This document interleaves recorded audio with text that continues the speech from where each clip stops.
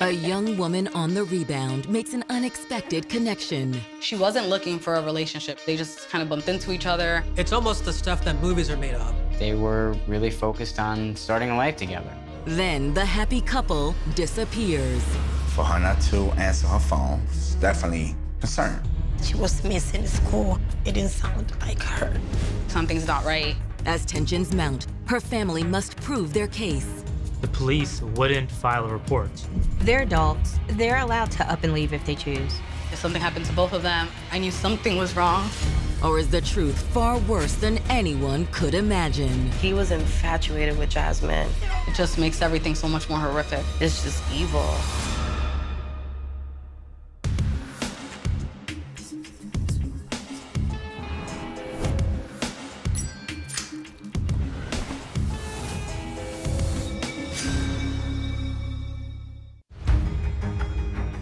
June 20th, 2011. It's late Monday afternoon in Southampton County, Virginia, when a sheriff's deputy spots a silver Chevy sedan with New York plates. The sheriff's department just got a call from OnStar saying that car fitting this description has just been reported stolen. OnStar is a program used in cars that allows drivers to call for help. It has GPS features, and OnStar can use the GPS, track you down, send authorities your way if you're in an emergency situation. It could also be used to track a vehicle if it's reported missing or stolen. Within minutes, the suspicious vehicle comes to a stop. But as the deputy approaches the car on foot, the driver suddenly hits the gas. It sped away, and they gave pursuit. The driver of the stolen car has no intention of stopping.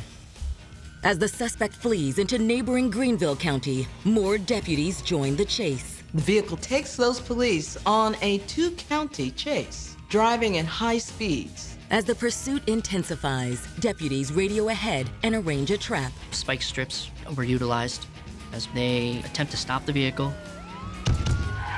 When the car runs over the spikes, they puncture several tires.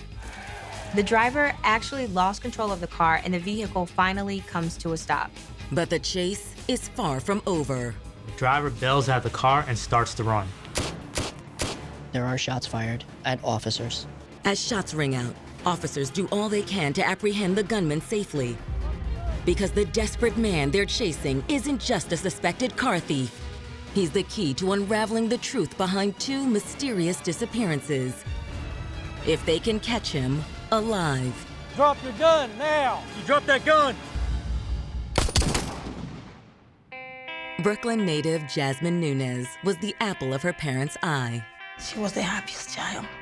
She always had a smile, that face, always. She was very special. She just knew what was the right thing to say to everyone. And it was one of the reasons why people always wanted to be around her. She was so positive. Her energy was always very uplifting, and she just loved to encourage people to be themselves. And she was always the life of the party. That was Jasmine. Jasmine was one of the best people that you would ever meet. And there was no better friend to Jasmine than her younger sister, Melanie. We were best friends growing up. Because we were so close in age. They almost felt like twins because they were always together. Jasmine always looking after her little sister, and this love that you will see through her, you know, through them. We fought like any siblings would, but it was always very short. We would get over it really quick. And there were definitely more happy times than petty arguments. They always respected and showed love towards each other. It was, as a parent, that's what you want for your kids, you know? But for Jasmine and Melanie's parents, it was a different story. We end up separating, and she ended up going to Queens with Jasmine and Melanie. In 2002, when Jasmine was in middle school, she, Melanie, and their mother moved to Springfield, Massachusetts. My mom decided that she kind of wanted a change and thought it was a great place to raise a family. As her mother predicted, Jasmine thrived in her new environment. She was getting straight A's. She was on honor roll. When Jasmine graduated high school in 2006, college was the obvious next step. She enrolled at the community college in the town, and she was just kind of doing general studies at that point. Jasmine also started dating a young man named Carl Davis. They met on social media and the relationship progressed quite quickly. How's everything going? It's going good. It is? Going good. Trying to get this done. I know you're gonna do great. I haven't seen her that happy ever. She truly loved him. They were like really in love. But after 2 passionate years, Jasmine decided her future came first.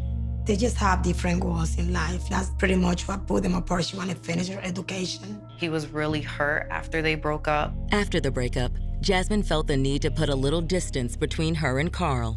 She was gonna move to New York and start a new life. That breakup just pushed her to maybe try new things.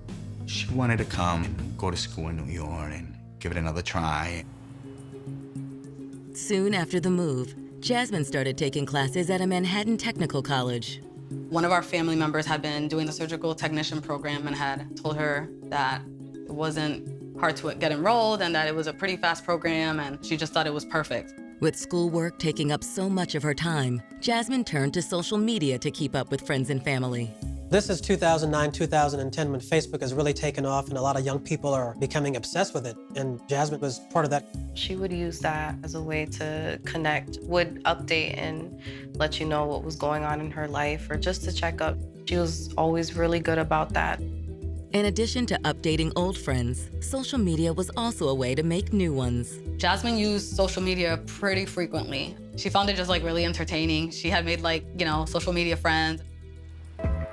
But it was a chance encounter offline that changed her life forever when she met a charming airport security guard named Andres Ceballos in 2010. Hey, you okay? I just missed my flight. Well, I just got off on my break. You mind if I join you? Sure. They started having a conversation, and that's kind of how it started with those two. I mean, look at the bright side, at least. Now you get to eat half a sandwich. Half a sandwich. It was the type of thing they would rip off of a page of a Hollywood script. There was something about him that definitely intrigued her. He had graduated from Cornell University. He had his own place. It seemed like he really had his head on straight, and that was something that drew Jasmine in because he seemed like he would be a good person to have a future with. Suave and handsome, Andres showed Jasmine a life she didn't know was possible. Oh my goodness. Surprise! You are just too sweet to me. I know. He was romantic, he doted on her, and she had never felt love like that before.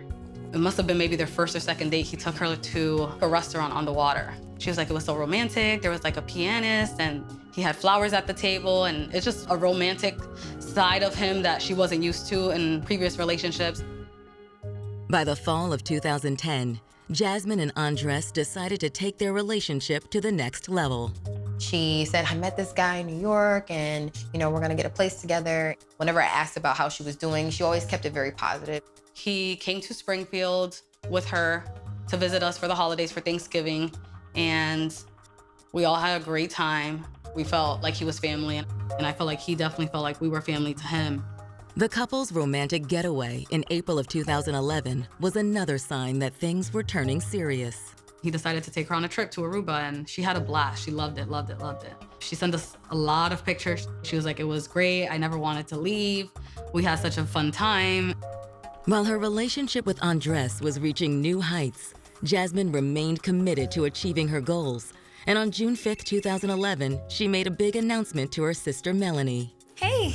She told me that she had found a job as a receptionist at a doctor's office. And she told me I'm starting tomorrow. Well, with work and school, it's gonna be hard trying to juggle, everything. She gave me her whole schedule that night. She was like, I'm gonna be going to school at this time. So you need to either catch me really early in the morning or really late at night.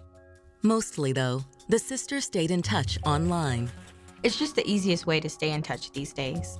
On June 7th, the day after Jasmine's first day on the job, Melanie was excited to check in to see how her sister's first day went. I sent her that Facebook post, got a semi-response, I guess. Never got a phone call. I didn't really think anything of it. I was just like, she's really busy, so I know she'll reach out to me at some point. But Melanie's still waiting to catch up with her sister on Friday, June 17th. when her father Maximo gets an alarming call from Jasmine's college. Hello? Yeah, I'm her father. She live in the Bronx. I live in Brooklyn. I work in Manhattan, so by the time that I actually was making it home, it was kind of late, so we weren't seeing each other a lot. Not in the last couple of weeks? Is there a problem? The school official tells Jasmine's dad that they hadn't seen her in class for a week. That kind of threw me a red flag that is not normal.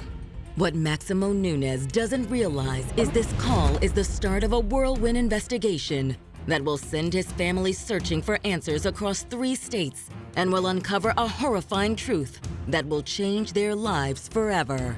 This is not a movie. This is not somebody you read about or a friend. This happened to us.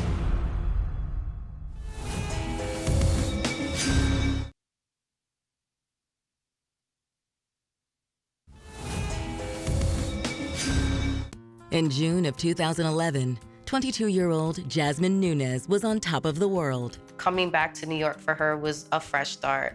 It was a world of opportunities, and she definitely took advantage of that. She was pursuing a career. She'd recently moved in with her boyfriend. Jasmine was happy. I mean, things were actually going her way. But since she'd started her new job on June 6th, Jasmine had been so busy she barely had a chance to catch up with her sister Melanie. I didn't really think anything of it, even though I didn't reach her because she had given me almost that warning, like, hey, I'm not gonna be available. Then, on June 17th, Jasmine Nunez's father, Maximo, received some worrying news from his daughter's college. Jasmine hadn't been to school in quite some time. But that's not all. Before the school administration tried to reach out to Dad, they tried to reach out to Jasmine, and they found out her cell phone had been disconnected. Something was wrong. This is not Jasmine. Worried, Jasmine's dad places a call to his daughter Melanie in Massachusetts. She was basically asking me if I had heard from Jasmine because her school had reached out. I honestly wasn't concerned. I was just like, okay, like, how many days? The last time they talked, Jasmine said she was super busy, starting a new job and everything. It's possible she just skipped class a couple of times. But now she's looking back at her Facebook and realizing it was days since her sister had even responded to those messages. Then when I started thinking about it, I'm like, okay, you know, colleges are not like high school and elementary school. They don't call your parents for not showing up. I've been trying to reach out to her on Facebook and she has not gotten back to me. Call Andres. This has them so worried. She calls Andres, but she couldn't get in touch with him either. Voicemail. My mom kind of went into like frantic mode. Like her mother instincts were just kind of like, something's not right. Give me your phone.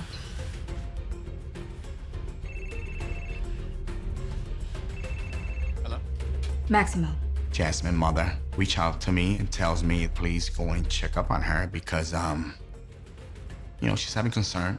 I said to him, go and find your daughter. Around 8 p.m. that night, Jasmine's father travels out to the Bronx apartment his daughter shares with Andres. When I get there, I knock on the door. Nobody answers. So I spoke with Iris again and agreed to, you know what, calling the cops.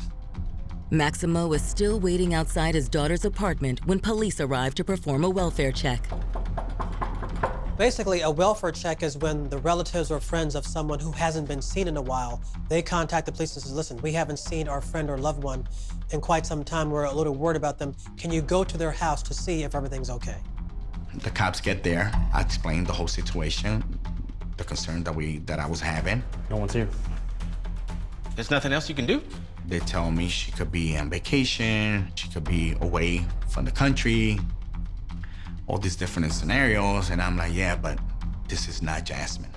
Even if she wouldn't have answered the phone at the time that we try to reach out to her, she still would reach out. I'm sorry, but with there being no one here, there's really not much else that we can do. The only way the police can enter someone else's home without their permission is if they have a warrant or if they have reason to believe that someone is in trouble. I'm telling you, I got a really bad feeling about this. I tell them there's no way days is gonna pass by because she knows that, you know, when we call it's because we worry. All right, stand back for me, okay? Jasmine's father waits outside while officers make their way through the apartment. Everything was in place, didn't have any type of struggle. Was like they went somewhere. and they were coming back. That's what it seemed like. They're both adults. They could have just gotten up and left. I'm fearing the worst, and the cop said, well, there's nobody there. Do you want to come in? Did you find anything? There's no one here. Can't you, like, put out an APB or something? All we have here is an empty apartment. We're gonna have to give it a little bit more time before we can go that route. Okay. Thank you. They didn't see any immediate signs of foul play in the apartment, so they had to back off. They didn't have enough probable cause. The cop kind of said give it 24 hours to 48 hours, and let's just see what happens. When Jasmine's father calls his ex-wife Iris, she refuses to just sit and wait. I just said to him, I'm driving to New York and I'm not coming back until I found her. It was too late in the day, so we waited till the morning. That night, my mom and I really did not sleep. The next morning, while her mother drives, Melanie reaches out to her sister's closest friends. All of our friends are like, she's gonna be found fine, like there's nothing to worry about. I thought that maybe it was just Jasmine being like, hey, you know, I'm gonna go on a random trip and I'm gonna tell anybody I'll be back on Monday. Sometimes when she was going through things, she would just kind of give herself space. Like, she wants to be private. She doesn't want anyone in her business. She'll get back to us, just because that was her. Despite their friends' encouragement, once Melanie and her mother arrive in the city, the family's anxiety only mounts. This was Father's Day, and Jasmine always made a point to celebrate her dad. Every Father's Day, I always heard from Jasmine. It was very important. Even though we were apart from each other, that didn't matter. There was always a text, there was always a Facebook message and a phone call. Jasmine always knew how good it felt for me to hear from her on Father's Day. But this Father's Day comes and goes with no word from Jasmine. She never called her father. So this is remarkably unusual behavior. That was super, super out of the ordinary. Something wasn't right. They knew that something really bad happened to Jasmine, and they were determined to get to the bottom of it. Even if that means going at it alone. At this point, there's maybe nothing law enforcement can do, but that's not gonna stop them. This is their little girl. They're not gonna rest until they know she's okay.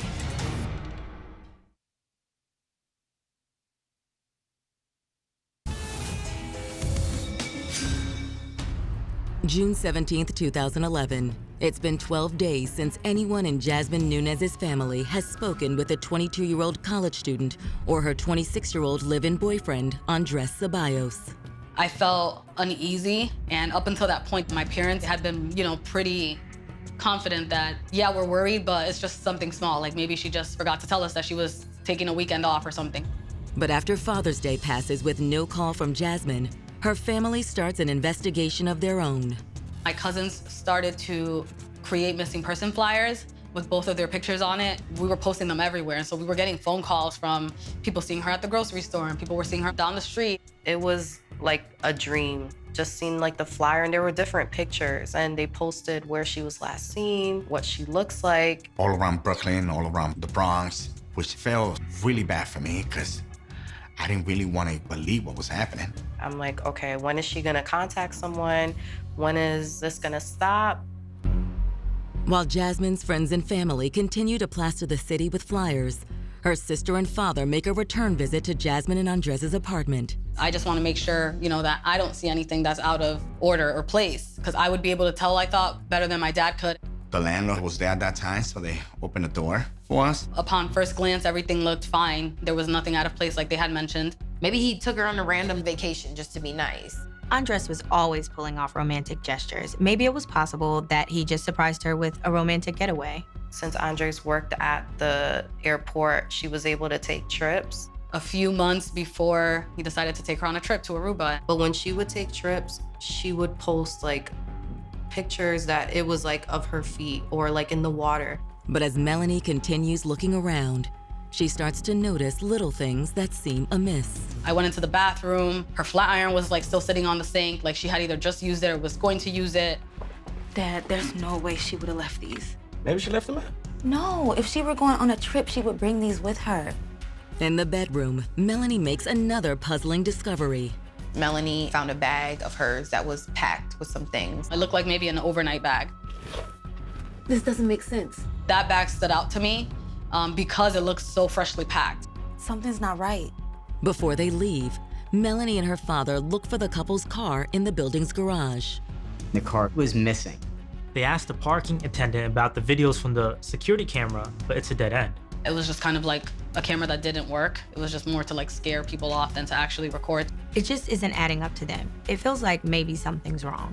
This is like not a prank. She hasn't contacted anyone. This is not normal.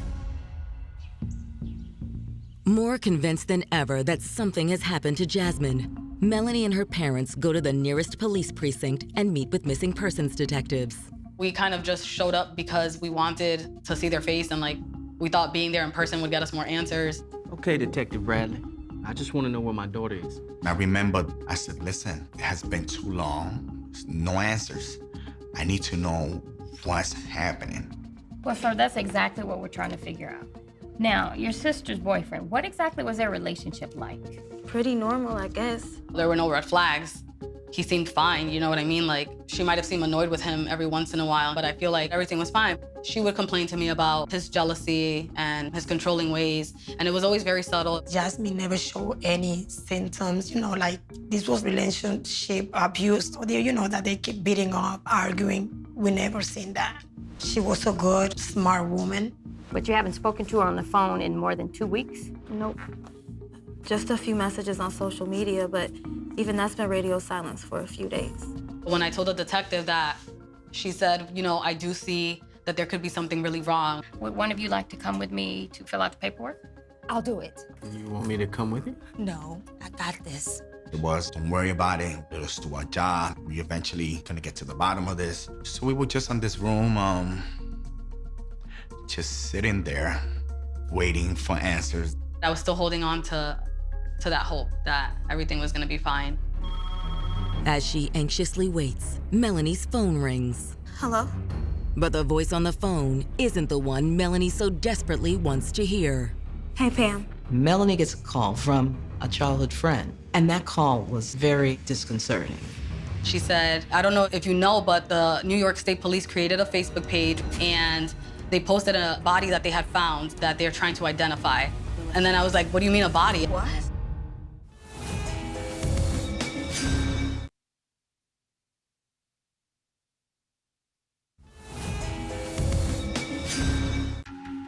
June 20th, 2011. After 14 days of worry, the family of Jasmine Nunez has finally convinced law enforcement that she and her boyfriend, Andres Ceballos, are missing. So at that point, we're just like trying to get any type of leads. I knew something was wrong. Hello? But as she waits for the missing persons report to be processed, Melanie receives a call that brings her deepest fears to the surface. What? A body was found at James Beard Park, and police are trying to identify it. She felt like she needed to tell us. While Melanie's mind races, she can't know that this call is the culmination of a statewide investigation that began 8 days ago. June 12th, 2011. It's just before dawn as the sound of sirens cut through the tranquil quiet of James Beard State Park, a recreational area 2 hours north of New York City. It's a park in the Hudson Valley, right off the Taconic Parkway, which is a really beautiful, scenic area, really serene, quiet. A person driving noticed something ablaze, and the firefighters are called to the scene. It's a heavily wooded area, so it's common to have a brush fire. Pushing their way through the trees, firefighters discover the blaze and work quickly to stop its spread. They think they're coming just to put out a routine brush fire that happens from time to time in these state parks. But this fire is unlike the others. We're gonna need to call major crimes. It's not a brush fire, but it's actually a body that's been consumed by these flames. The body was badly charred as a result of a fire. Very unrecognizable. Though one thing seems clear to responders. This appeared to be the body of a female. While the flames seem to have destroyed most of the evidence on the scene, when detectives arrive, they notice one clue that could help identify the mystery woman. Get a close-up of that. There was a tattoo on her lower back, a very distinct tattoo, red and purple flowers with green leaves all around it. It was a custom tattoo. It wasn't something that you could just go to your average tattoo store and pick up off the wall. This was something that was specifically designed for this young woman. That was photographed at the scene. Obviously, this tattoo could be the key to identifying the victim. But exactly how she died is as much a mystery as her identity. It's very difficult to see any injuries at that point. Since her body was dumped in the park and set on fire, the detectives are pretty sure it's a homicide. That's not the only assumption detectives are able to make either. A crime like this, where they're concealing the identity of the body, kind of tells us it's someone close. They want to distance themselves from the person to give them time to get away. But who would commit such a heinous act? As day breaks, detectives track down the man who'd first reported the fire. Yeah, I understand you guys called the fire in? Yeah, I did. He had actually seen the fire when he was on his way to golf near the park. You see anything else unusual? No, I didn't. Actually, I did. When I was driving in. He exited the Taconic onto the road leading to the James Baird Park. And as he did, he passed a vehicle on the right-hand side. He described it as a silver car with someone standing on the right passenger side near the trunk area of the vehicle. Could you describe him? Maybe. I only saw him for a second. He didn't think much of it and continued on. And then a couple minutes after that, his golf partner comes and meets him in the parking lot. They have a conversation. Hey, did you see the car up there? And he goes, no, but did you see the brush fire? And that's when I called 911. You have a man standing in that vicinity with a silver car. And then you have this second witness that comes through a couple minutes later and sees the brush fire. It was a good surety that this individual was the person that we were looking for. Thank you for your time. Convinced they've got a lead on the killer, detectives issue a bolo for the silver Chevy sedan and ask the witness to work with a composite artist. That individual was able to provide the police with a sketch of that person who was driving the car. With the sketch in hand, investigators comb the surrounding area for any signs of the suspect. We were knocking on every door in the area to see if anybody saw anything. We went basically from the Pennsylvania line to the Connecticut line on major thoroughfares, as well as every gas station to obtain the video, in the hopes that we would get a glimpse of whoever did this. Detectives also pore over data from the automated license plate readers installed on state police cruisers. Anytime a vehicle passes one of our LPR cars, it records the license plates. So we were dumping that database for that time frame. Hopefully some police car somewhere picked up on this. While their searches come up empty, on June 17th, New York State Police detectives received the autopsy results from their Jane Doe. The medical examiners determined there's no signs of smoke inhalations in her lungs, which meant she was not breathing during the fire. Though the autopsy confirms their victim died prior to being set ablaze, the medical examiner can only speculate when it comes to the actual cause of death. This leads the medical examiner to conclude that she either died from strangulation or asphyxiation. The autopsy also finds one final clue clinging to her charred clothing. There were green pieces of fabric on the victim. So the detectives believe that the killer actually wrapped the victim in a blanket in order to move the body. Hoping for a lead, detectives run the victim's DNA and fingerprints through their database. The DNA, the dental records, the fingerprints led to dead ends. Which leaves detectives with few options. We didn't have an identity yet. It was very difficult to move forward on an investigation when you had limited information. So we go up on the missing person database to see if any missing persons have been reported to other jurisdictions. Yet again, detectives come up empty-handed. No missing person had been reported that matched the description that we had. They needed something to break in this case. So detectives play the one card they have left. We took a picture of the tattoo and we generated leads through Crime Stoppers and put it out to the public. Police saw this tattoo as their best chance to identify the body. State police detectives also post a picture of the victim's tattoo to social media. We set up the Twitter account and the Facebook page. It was still relatively new. And we put out as much information as we could on Facebook and Twitter to get the information out to the public. It's the same post that Melanie Nunez gets a call about 3 days later on June 20th. What? I was like, what do you mean a body? And she was like, yeah, there was a body that was found at a park and they posted a picture of what looks like Jasmine's tattoo. On Facebook? Okay, well, Can you send me that picture? Could the body really be Jasmine? Jasmine had this big tattoo on her back. I was the first one to see the picture, and I said, that's Jasmine's tattoo. Melanie just started crying. I mean, like, out of control crying.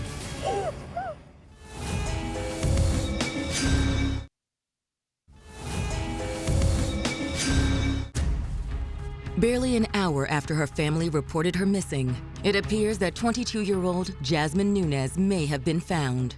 A friend saw a post on social media from the New York State Police about an unidentified body. It gave a description of her clothing and it had a picture of her tattoo. It's a tattoo that, according to the friend, looked an awful lot like the one on Jasmine's back. Oh my God! That was all I needed. I knew that that was her. There was just things that I noticed. The tattoo was on her lower back. I noticed the shape of her back. I noticed just things that I know as her sister. And I remember that she customized that tattoo. Like, she kind of told the artist what she wanted. I remember my dad looking at me and he said, "What's wrong?" And I said, "They found Jasmine dead." And that's when my dad lost it. That day in the police station, what I felt, I had never felt in my life before. By far the worst day of my life. It falls to Jasmine's father, Maximo, to break the news to her mother. She wasn't in the room with us. I remember going out. She didn't know anything about what just took place. I just felt like I was the one that needed to let her know. He didn't even have to say anything. There were literally no words exchanged. They just knew. I don't know if it was the look he gave her. I'm like, no. Like, no. And my whole world just fell apart. I knew right there that she was gone. While the family grieves, NYPD detectives reach out to their counterparts at the New York State Police. We got a phone call from NYPD, and they said, "We believe that we might have your victim identified down here in the 46th precinct." The NYPD believes they may have identified a suspect too. There was a boyfriend that was missing. And any homicide investigation, you're gonna look to someone close first. Either a husband, a boyfriend, things along those lines. With their first real lead in the case, state detectives make the 2-hour drive into the city. State police detectives show their sketch to NYPD, hoping to get a confirmation. But when detectives share the sketch with Jasmine's family, things become less clear. No, I don't think this looks anything like Andres. If anything, this looks more like her ex-boyfriend, Carl. Did they separate on good terms? I mean, he was pretty upset over the breakup. He was infatuated with Jasmine. Like, he reached out to me a few times just because he loved her. And I think that at the time he might have not understood why their relationship was ending. Is it possible that Carl is the killer and Andres is another victim? So detectives wonder just how angry Carl was after the breakup, because they know revenge is a catalyst for murder.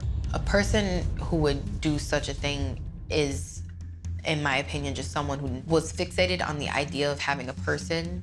The scenario becomes even more plausible after detectives run Carl's name through the database.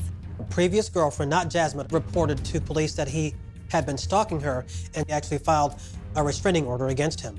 Possibly this behavior had something to do with the disappearance of Jasmine. Desperate for leads, detectives attempt to locate Jasmine's ex-boyfriend. In a homicide investigation, sometimes when you break the name of the victim, things go very, very fast. So once we had the name and it was confirmed, and then we had a name of the potential suspect at that point, calls were being made to find out what's going on with this. It was just another step getting closer to finding justice for Ms. Nunez. But when Detective Mulkins reaches out to Carl, he comes up empty-handed. Carl wasn't home, but he talked to Carl's roommate, who said he had barely seen Carl in the last month. Is it possible that he's in New York stalking and murdering his old girlfriend and maybe her new boyfriend too? Hoping for some insight, detectives turn back to Jasmine's family. Do you have any idea where Carl might be? No. Do you mind? No, absolutely. Studying the sketch a second time, Melanie notices something she'd missed before. The sketch also lists a description of the suspect's vehicle. This car sounds more like Andre's car. He had like a newer car. I want to say it was a 2010 or 2011 Chevy. What Melanie says next could finally bring detectives face to face with her sister's killer. You know, I think it has OnStar.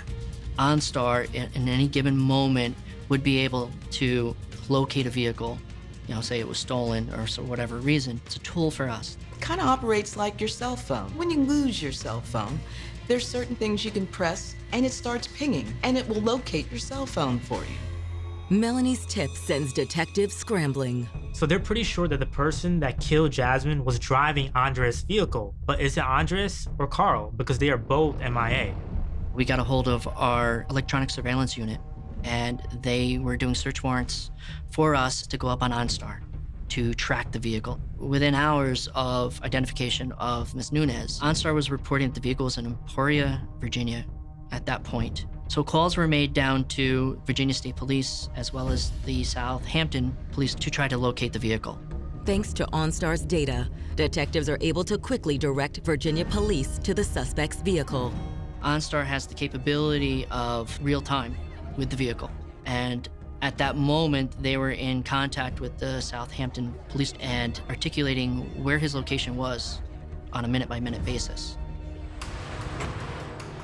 Just after 6 p.m., a sheriff's deputy finally catches up to the vehicle. But as he gets out of his cruiser, the driver speeds away. At this point, they didn't know who was driving it. They just knew that whoever was driving it took them on a high-speed chase on the highway. Police actually bring out the spike strips. They blow out the tire, which forces the car off the road. He ends up ditching the vehicle and gets out on foot. After an intense foot pursuit, deputies finally corner the man believed to be Jasmine's killer. Drop that gun! Drop it now! Drop that gun! Drop your gun! Drop your gun! Put the gun down!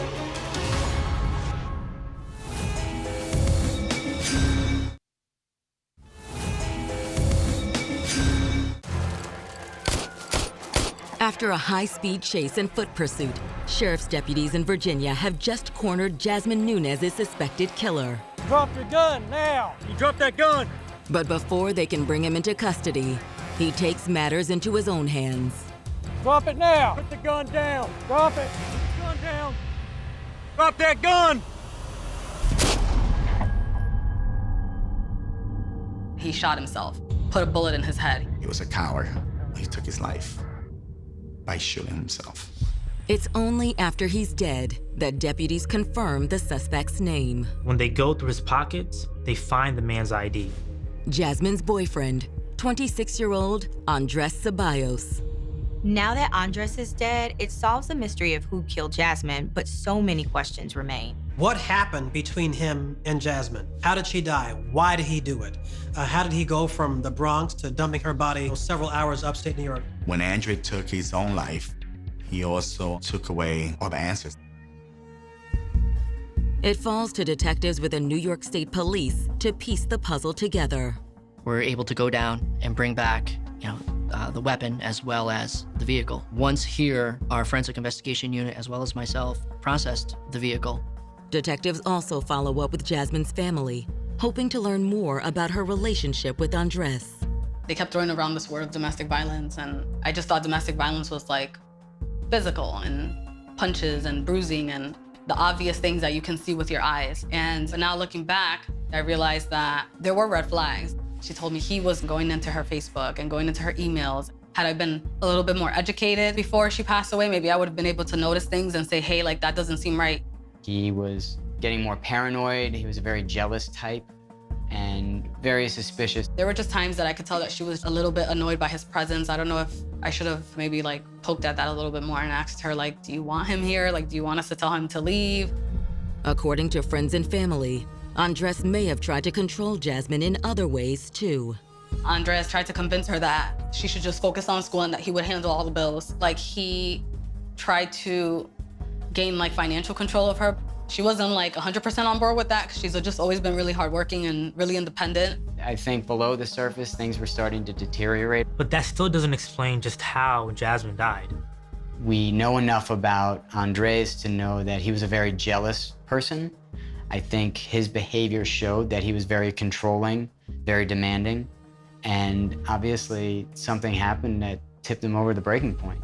Considering the timing of her disappearance, detectives believe Jasmine's new job may have been the catalyst. Jasmine was supposed to start her receptionist job on June 6th. The last time anyone spoke with Jasmine was June 5th. She said, I'm starting a new job tomorrow, letting me know, hey, I'm basically gonna be unavailable almost all day. When detectives tracked down the doctor who'd hired Jasmine, they learned that she never showed up for her first day on the job. Police were able to figure out that Andres likely killed Jasmine on the evening of June 5th. Hey, babe. Hey, What you doing in here by yourself? What's going on? getting stuff together for tomorrow. Oh, you always think about tomorrow. What about tonight? Got this restaurant Babe, picked out for us. I'm busy. Why are you so tense? You should know that I took the job yesterday. I start tomorrow. Took the job. A fight, argument probably ensued. A fight that turned violent. But didn't I tell you not to take that job? You told me. Yeah, I told you not to take that job, Well, you remember? don't tell me That I anything. got us, that I've been working for us? What about all that? to have I don't care what you asked for. I give you things. The detectives believed that it was a fight that went bad and he strangled her.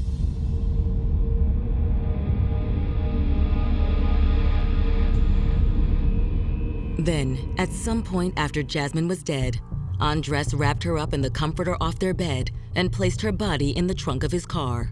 At the scene and at the autopsy, we noticed green pieces of fabric on Miss Nunez. The family had said that there should have been a green comforter on the bed, and we determined that the green comforter was no longer there. But detectives don't know exactly when Andres moved Jasmine's body out of the apartment. They do know that he spent the next several days trying to convince her family and friends that she was still alive. What appeared to be Jasmine returning messages was in fact Andres pretending to be Jasmine and communicating with them via social media. A further look at Andres' vehicle reveals that shortly after, he had gone to a local hardware store and purchased supplies to obscure Jasmine's identity when he dumped her body. We find the receipt in the car of him buying the 3 items of lighter fluid on the 11th. Later that night, detectives believe he drove north out of the city to dump Jasmine's body in the park. When we took that GPS out of the car, our computer crimes unit was able to see Mr. Sabalos getting into his car and driving all the way up to the Taconic State Parkway. And it was stopped for a period of 5 minutes, where again, the witness drives by him and sees him. It was so dark, and the witness only saw him briefly, which is why the sketch didn't really look like Andres. But the GPS data leaves little doubt it was Andres.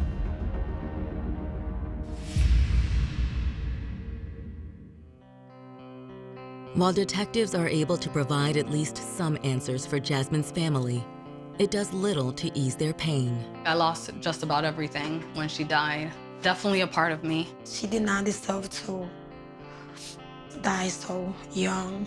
She got tons of dreams. And she was such a good person. When I do think about Jasmine, it's times where I laugh. Because I look at her life and the purpose that, she was actually here on Earth. I guess it's to just show the people how big of a difference you can make just through a smile and your personality. There was just so many people that she touched that loved her and cared about her. She impacted their lives. So her Facebook page became like a memorial where her friends share their memories. So there were just so many stories that were similar to like, she was the first person to talk to me when I started this job or when I started school or when I moved into town. Like she was just always such a supportive friend. And Melanie is making sure that Jasmine continues to have an impact on the world. Shortly after Jasmine's death, I took it upon myself with the support of my friends and my family to create a foundation in her memory. It's called the Jasmine Nunez Foundation. And the whole goal of the foundation is just to spread awareness on domestic violence and educate, teenagers and college students. With the foundation, we speak at local colleges, we host domestic violence awareness marches, and we just try to find, anyone that needs help. Someone is going to hear her story. Someone is going to be touched. And, if they're experiencing anything of what Jasmine went through, she's gonna make a change in this world.